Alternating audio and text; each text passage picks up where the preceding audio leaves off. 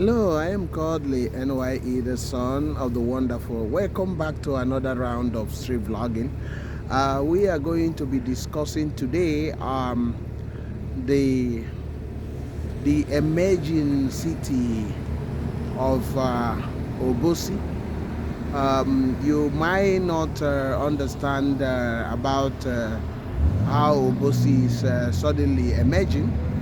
But from what is happening now, you can see that Obosi is finally trying to emerge under the shadows of Onitsha.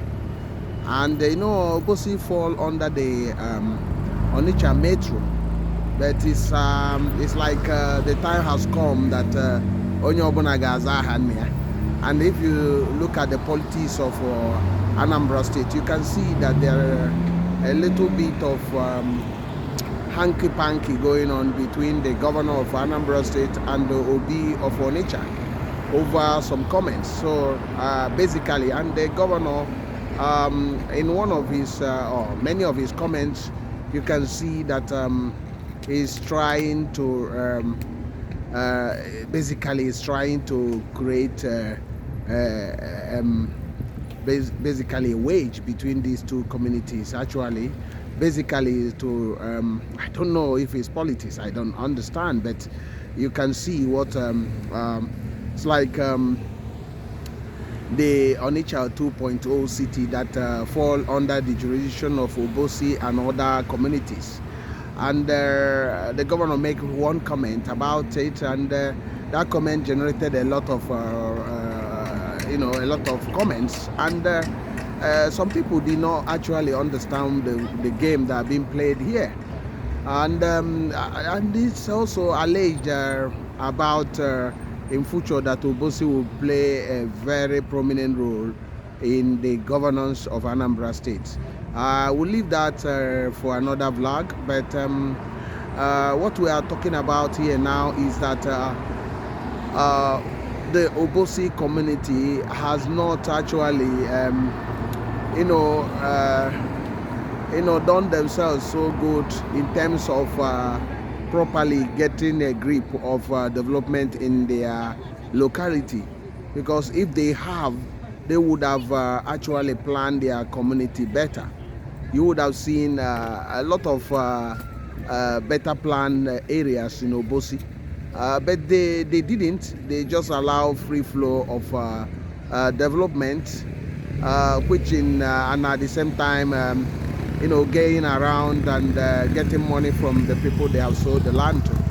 But there are a lot of things Obosi Town Union should have done in Obosi, like mapping out area for plazas, I mean the modern shopping mall that will be high rise, and also recreation area, and a lot of things.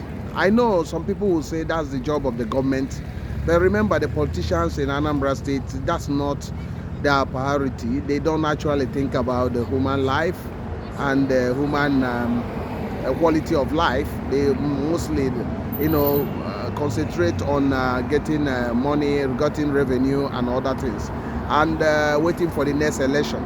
So that's why we're here today to alert you that there is something coming up, that Obosi is finally going to come out from the shackles of Onitsha.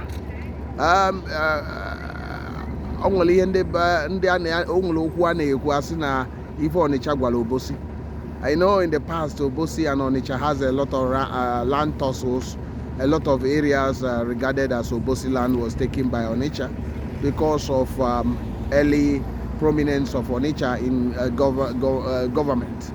That's when you talk to Onitsha person, he will say to you those lands belongs to them. But people say that those lands belongs to Obosi people. But that's remained to be seen. But now what needs to be done in Obosi is what we are going to give you quicker rundown in this part one of this. Obosi need to map out areas that should be for recreation area.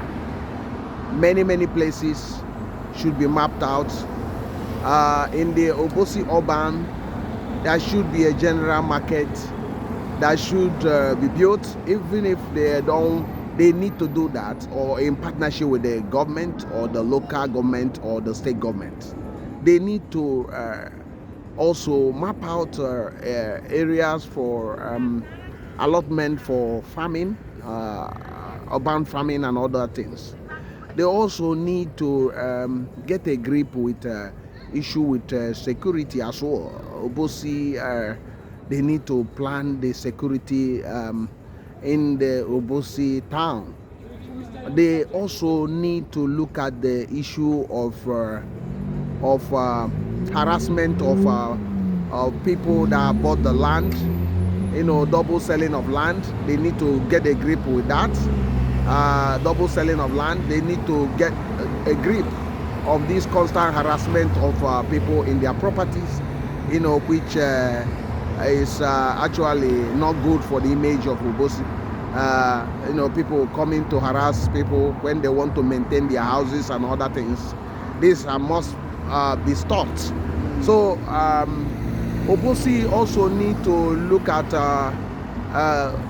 setting up a lot of vocational institutions in Obosi. They also need to also set up boarding schools, a lot of boarding schools. What I mean boarding schools, mega boarding schools. And they need also to set up modern hospitals funded by Obosi and the people living in Obosi. They need to set up between 5 boarding schools, 5 mega hospitals. That's the way to go. That's how it should be done.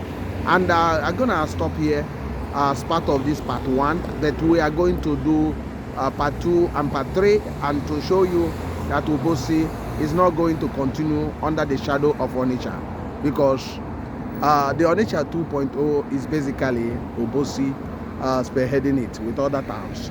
Thank you very much for listening. Thank you for joining us, and have a wonderful time wherever you are. I am still Kodili-nye, the son of the wonderful. See you in the next one, and God bless you. Bye.